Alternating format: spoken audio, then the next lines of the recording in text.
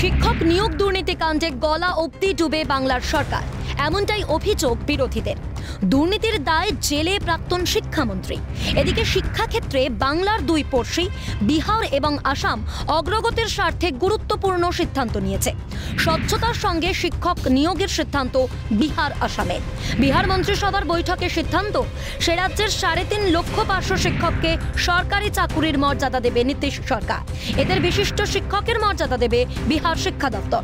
এদিকে বিজেপি শাসিত আসামের মুখ্যমন্ত্রী হিমন্ত বিশ্ব শর্মার এক্সপোজড, আমাদের সরকার শিক্ষা দপ্তরের জন্য 10,000 শিক্ষক পদের পদ তৈরি করেছে। আমরা শুধু প্রতিশ্রুতি দিই না, পূরণও করে দেখাই। কিন্তু বাংলার চাকরি প্রার্থী সহ পার্শ্ব শিক্ষকদের কপালে কি কিছু নেই? উঠছে প্রশ্ন।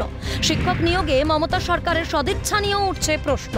বিহারে মহাগঠবন্ধন সরকার ঘটনাচক্রে বিরোধী INDIA জোটের সদস্য।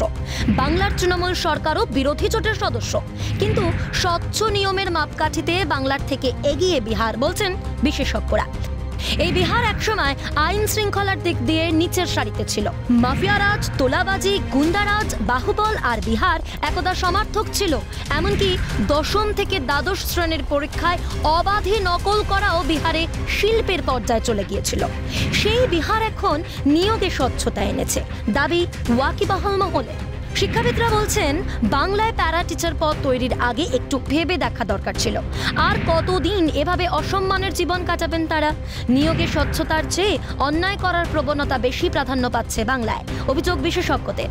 এই বাংলার শিক্ষা ব্যবস্থায় টাকার বিনিময়ে সাদা খাতা জমা দিয়ে চাকরি করছেন অনেকে, আর তাদের চাকরি বাঁচাতে সুপার নিউমেরিক পদের তত্ত্ব খাড়া করছে সরকার। এতে বঞ্চিত হচ্ছেন যোগ্যরা, দাবি শিক্ষাবিদদের। বিহার এবং আসাম শিক্ষক নিয়োগ করে কিংবা শিক্ষকদের স্থায়ী করে দেখিয়ে দিচ্ছে, আর বাংলা ক্রমেই রসাতলে যাচ্ছে, অভিযোগ শিক্ষাবিদদের।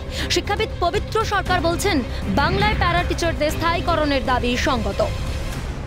না ভেবে অবিমৃষ্যকারীর মতো এইভাবে একের পর এক প্যারা টিচার যোগ করা হয়েছে। প্যারা টিচার কারণ পূর্ণ সময়ের শিক্ষক পদ তারা পূরণ করতে পারছিলেন না, সেই কারণেই হোক।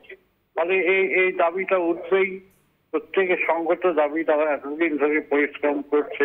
বিহার যেখানে পেরেছে, আসাম যেখানে পেরেছে, 3 লক্ষ লোক বিহারে করেছেন নীতিশ কুমার।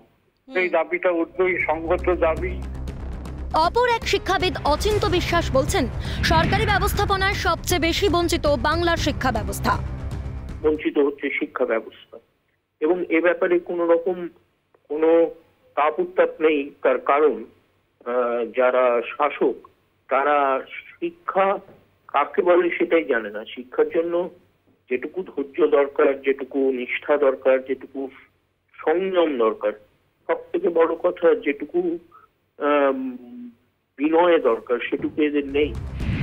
এ রাজ্যে বহু বছর ধরে বঞ্চিত রাজ্যের পার্শ্ব শিক্ষকরা, অভিযোগ বিরোধীদের। সরকার পার্শ্ব শিক্ষকদের দিয়ে জুতো সেলাই থেকে চণ্ডীপাঠ করালেও মাইনে কিন্তু সেই 9 থেকে 12,000ই আটকে।